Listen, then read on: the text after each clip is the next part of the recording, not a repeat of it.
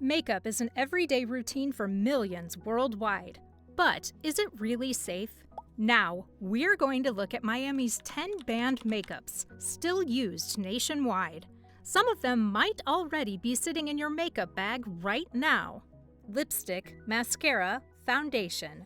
Most of us use them without thinking twice. But here's something many consumers don't realize. Some makeup products that are still widely sold across the United States have already been banned or restricted in certain places because of health or environmental concerns.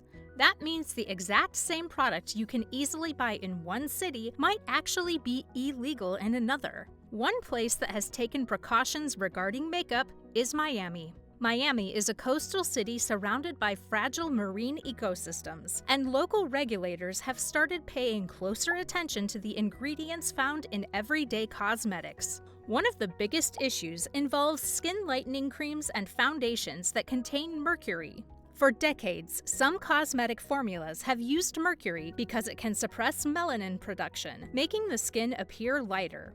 The problem is that mercury is a toxic heavy metal, and long-term exposure has been linked to serious health problems, including neurological damage, kidney damage, and developmental problems in children. So, because of these risks, authorities in Miami and other U.S. cities have repeatedly seized illegal skin lightening cosmetics.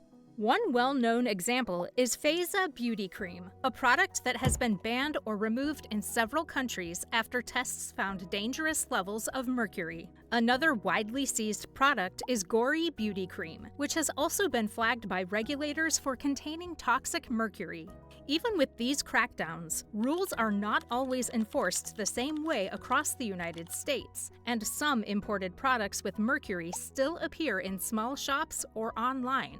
Then, another product that has raised concerns is waterproof mascara that may contain PFAS chemicals. PFAS are often used in products like non-stick pans because they make surfaces durable and resistant to water. In makeup, they help products last longer and stay in place. But PFAS are often called forever chemicals because they break down extremely slowly and can build up in the body over time.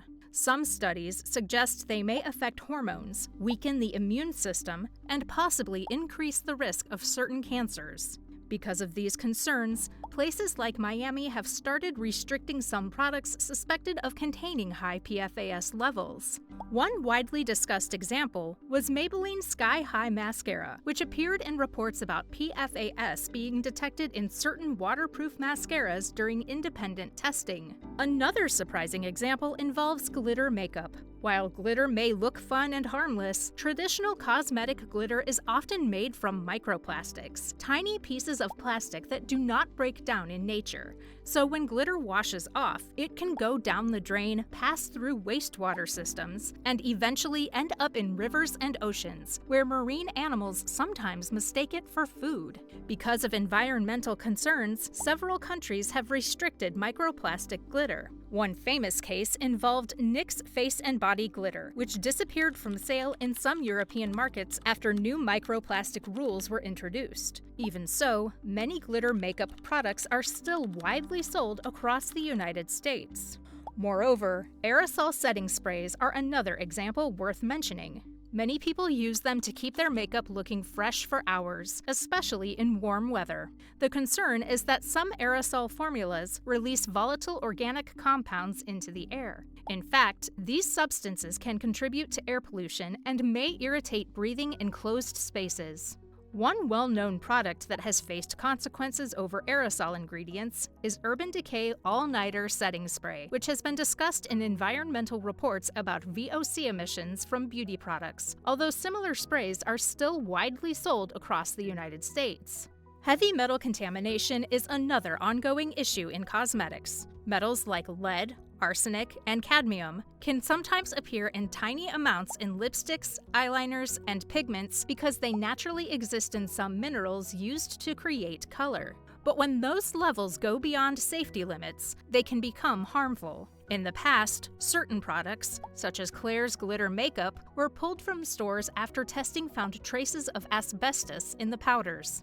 Because of cases like this, authorities in Miami remove products from shelves from time to time if tests show unsafe contamination.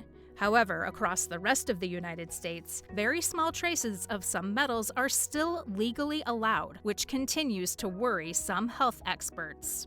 Not to mention permanent makeup inks used in procedures like microblading or permanent eyeliner. That type of makeup has also undergone some serious safety reviews in Miami. To be honest, some of these pigments were never originally designed for use on human skin. In fact, certain colorants were first developed for car paint. Because of this, Miami has restricted some inks that can trigger allergic reactions, infections, or other health concerns that could appear over time. Some pigments previously used by well-known brands, such as PermaBlend, were also thoroughly reviewed when new regulations began limiting certain chemical ingredients found in permanent makeup inks. Yet despite these concerns, many studios across the United States continue to use similar pigments, often promoting the procedures as completely safe. For anyone considering permanent makeup, it's important to understand what ingredients are in the inks and to choose beauty studios that follow strict safety standards. Better safe than sorry. However, you'll often find parabens in foundations and lipsticks. They're used as preservatives that stop mold and bacteria, so makeup doesn't go bad. But the big worry with these ingredients is that parabens can mimic estrogen, which might affect hormones over time. So, Miami officials even saw products like Neutrogena's makeup remover wipes pulled off shelves in Florida due to contamination concerns. Yet sadly, across the US, parabens are still everywhere. Then, there's another group of ingredients that Miami has cracked down on: formaldehyde-releasing preservatives, which slowly release tiny amounts of formaldehyde to keep bacteria out of makeup. Formaldehyde is considered a cancer risk at high levels, so it's no surprise people are concerned.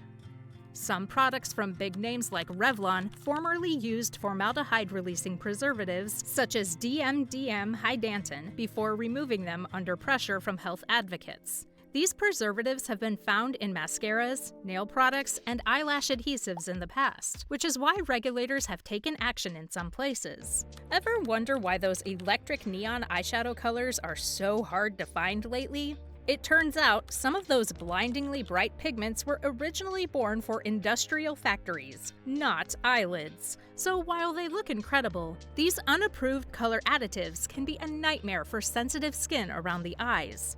Even heavy hitters like Huda Beauty's Neon Obsessions palettes got yanked from US shelves because of it. And while Miami authorities have been busy clearing the risky stuff out, you'll still see these rebellious shades popping up in shops across the country. Finally, we have to talk about the silent reef killers hiding in your tinted moisturizer and SPF makeup.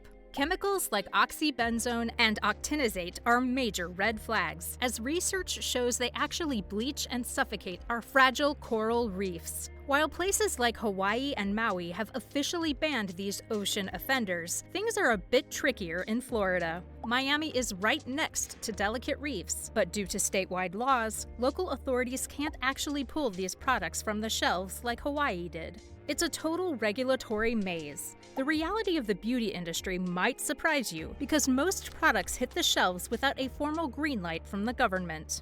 So here's the question: when you buy makeup, do you actually check the ingredients? Write below in the comments. And also, don't forget to like and subscribe for more guidelines.